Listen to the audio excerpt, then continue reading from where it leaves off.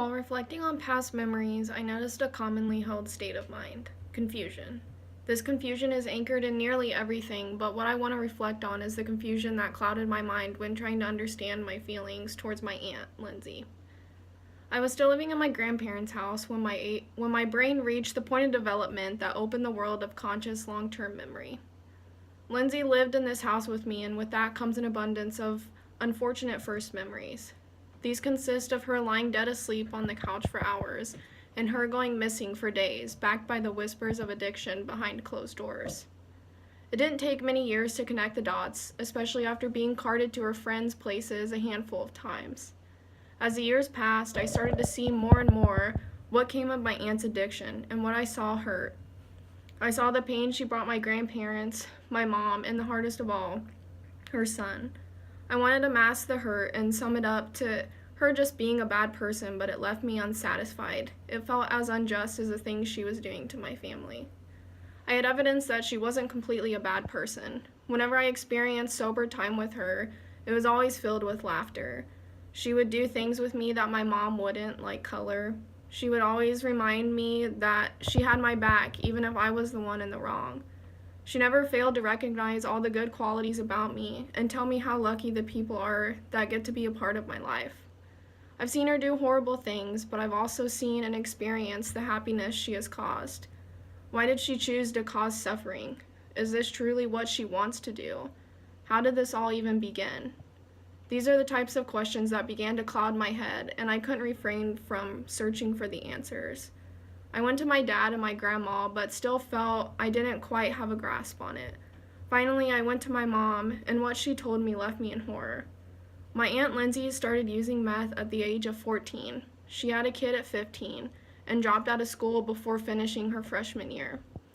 I knew no person would want that lifestyle for themselves. So she couldn't have made the decision to cause suffering. I also knew that by 14, I had gone through DARE, so she must have too.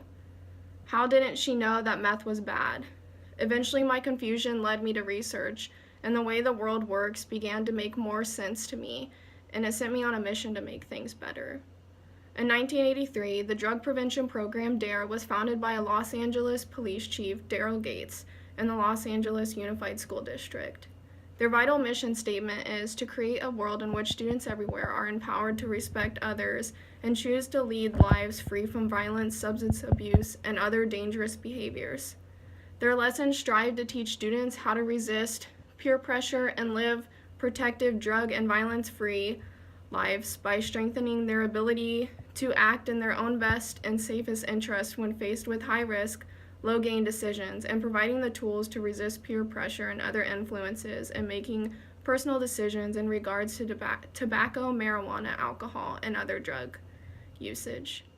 Within a few years of its first implementation in Los Angeles, DARE was seen in 75% of the nation's school districts, and by 2002, they were receiving $600 million annually.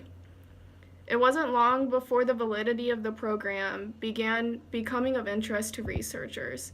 The first wave of these studies began in the early 1900s. In their pursuit to discover the percentage of reduction of alcohol and tobacco and drug use among students, they discovered that the program provided no benefit in that area. The researchers received pushback in the forms of the validity of their research being denied, and through fear brought by the harassment of DARE supporters. The Justice Department soon stepped in to settle, once and for all, if the program was effective. They commissioned the Research Triangle Institute to do so through a meta-analysis of DARE. Once they too reached the conclusion that the program was ineffective, life got strange for those researchers as well. One member of the team reported receiving nasty screeching phone calls in the middle of the night. So much fear was instilled in the researchers of the Research Triangle Institute that they decided not to publish the findings of their study. But DARE's efforts to combat the truth that their program was ineffective was not enough to save them. Their program funding soon dropped from $600 million to $3.6 million, forcing them to switch to a curriculum anchored in science. This brought about the birth of Keeping It Real.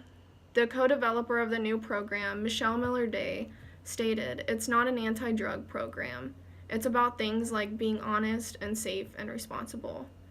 And while his research concludes that the program is effective, the research conducted by Theodore Caputi and A. Thomas McClellan concludes otherwise.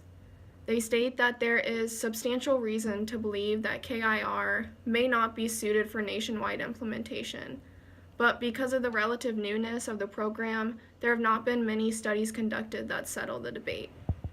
But regardless, drug education programs alone are retrogressive. Luckily, many individuals now understand this fact, causing this issue to be tackled in more than just one way. This secondary approach is called community-based programs. The purpose of these is to find the underlying causes of alcohol, tobacco, and drug-related problems and attacking at the root. They do this by empowering the community to make political changes and by finding ways to band the community together so the individuals aren't trying to fight it alone.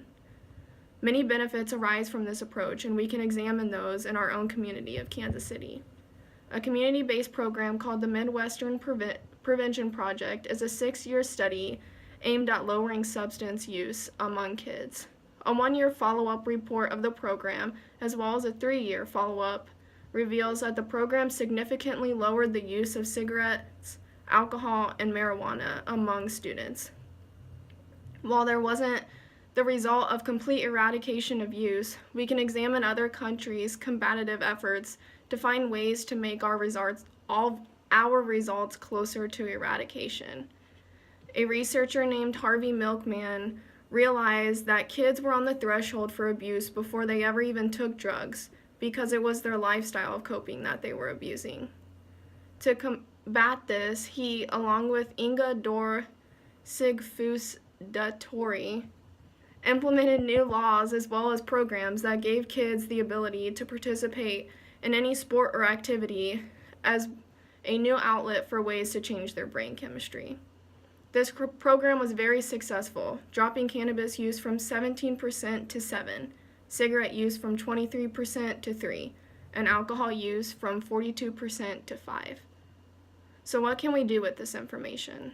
My proposal is to make a class at UMKC that educates on preventative history as a way to teach students how our system has been, why it has been that way, what measures we are taking to fix it, and how other countries are approaching the problem to give a well-rounded understanding of context so that we can begin to devise ideas on what our community can do to further tackle the problem.